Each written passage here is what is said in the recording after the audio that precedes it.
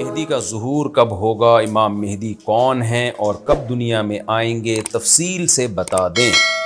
دیکھیں، ہمیں رسول اللہ صلی اللہ علیہ وسلم کی جو صحیح حدیث سے ملتا ہے وہ اتنی بات ملتی ہے کہ آپ صلی اللہ علیہ وسلم ہی کے نسب میں حضرت مہدی ہوں گے، ان کا نام آپ صلی اللہ علیہ وسلم کے نام جیسا ہوگا، قریش میں سے ہوں گے، اور جس دور میں آئیں گے وہ حضرت عیسیٰ علیہ السلام بھی انہی کے بعد فوراً نازل ہوں گے، اس دجال بھی اسی وقت ظاہر ہوگا۔ یہ تینوں چیزیں ایک ہی وقت پہ ہوں گی، دجال، حضرت عیسیٰ علیہ السلام اور حضرت مہدی۔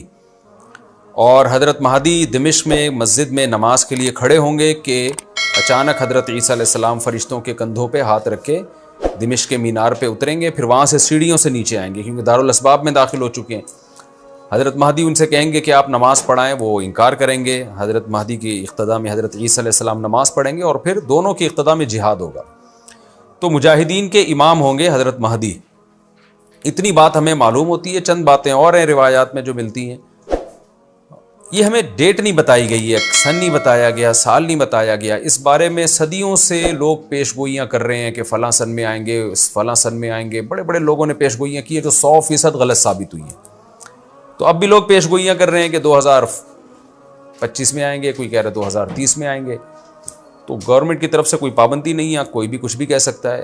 نبی صلی اللہ علیہ وسلم نے اس کو مبہم رکھا ہے، صحابہ نے مبہم رکھا، نہ صحابہ نے نبی سے تاریخ پوچھی، نہ مہینہ پوچھا، اور نہ نبی نے بتایا۔ اور ایسی چیزوں میں اسلام اس کو مجمل ہی رکھتا ہے، کیونکہ وہ مہینہ آتا اور اس مہینے میں کوئی بھی اٹھ کے مہدی کا دعویٰ کر دیتا تو کنفیوژن پیدا ہو جاتی نا۔ اس لیے ہمیں اس پر مبہم ایمان ضروری ہے، مجمل ایمان ضروری ہے۔ مبہم تو نہیں کہیں گے، مجمل کا مطلب تفصیل ہمیں معلوم نہیں ہے، بس ہمیں پتہ ہے کہ ایک وقت آنے والا ہے قرب قیامت میں کہ حدیث میں آتا ہے خراسان سے ایک لشکر اٹھے گا اور اللہ اس کو فتح عطا فرمائیں گے۔ حدیث میں آتا ہے کہ مجاہدین لڑیں گے اور اتنی بڑی جنگ ہوگی کہ آپ صلی اللہ علیہ وسلم نے فرمایا کہ 1/3 مجاہدین اس میں جو لڑنے والے ہوں گے وہ شہید ہو جائیں گے، جو اس وقت کے سب سے افضل ترین شہداء ہوں گے، اور 1/3 مجاہدین وہ ہوں گے جو لڑائی کی شدت اور سختی کی وجہ سے میدان چھوڑ کے بھاگ جائیں گے۔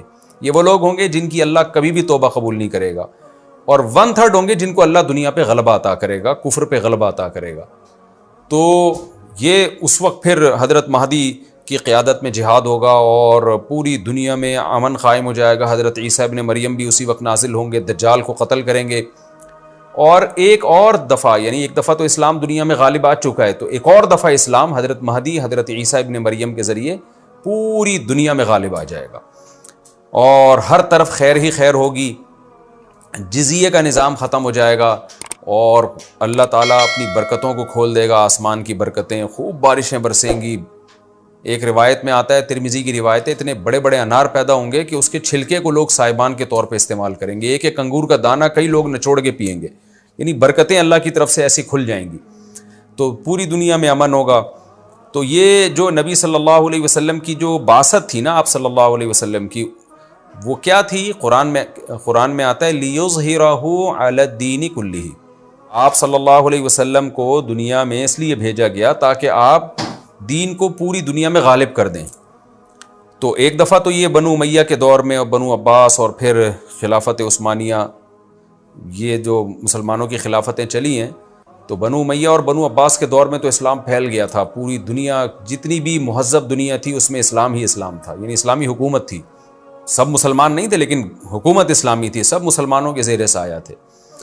تو اللہ تعالیٰ اب پوری دنیا میں کیفیت کے لحاظ سے، کمیت کے لحاظ سے، کوانٹٹی کوالٹی دونوں لحاظ سے اسلام کو دنیا میں غالب کرے گا۔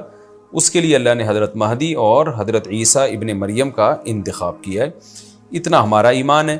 اب کیا ہوتا ہے کہ ہر تھوڑے دن میں کوئی مہدی اٹھ کے دعویٰ شروع کر دیتا ہے، اور تو امام مہدی سب سے پہلی بات یہ مجاہد ہوں گے، بڑی اہم ترین بات یہ ہے، اور انہی کے دور میں حضرت عیسیٰ ابن مریم بھی نازل ہوں گے، تو اور دجال بھی ظاہر ہوگا۔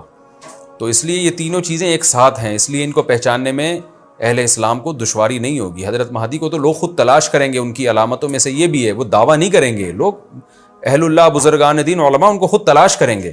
آج لوگ خود دعویٰ کر رہے ہوتے ہیں حضرت مہدی ہیں، میں حضرت مہدی ہوں، تو وہ دعویٰ جو کرے گا اس کا مطلب وہ تو ہو ہی نہیں سکتا۔ تو اس لیے ہمیں اس ٹاپک کو ختم کر دینا چاہیے اس سینس میں کہ اس سینس میں ختم کر دینا چاہیے کہ جو دعوے کر رہے ہیں نا کہ کل آ رہے ہیں، پرسوں آ رہے ہیں، فلاں سن میں آ رہے ہیں، اس سینس میں اس ٹاپک کو ہمیں ختم کر دینا چاہیے. ہاں جتنا احادیث میں ہے اس کو بیان کرنا چاہیے. اور جو لوگ بھی خلاف سنت ہوتے ہیں وہ تو حضرت مہدی ہو ہی نہیں سکتے. آج تو مہدی ہونے کا دعویٰ ایسے ایسے پاگل فضول قسم کے لوگ کر رہے ہیں جو انسان ہونے کا دعویٰ کرنے سے پہلے ان کو سوچنا چاہیے کہ ہم انسان کے بچے بھی ہیں کہ نہیں.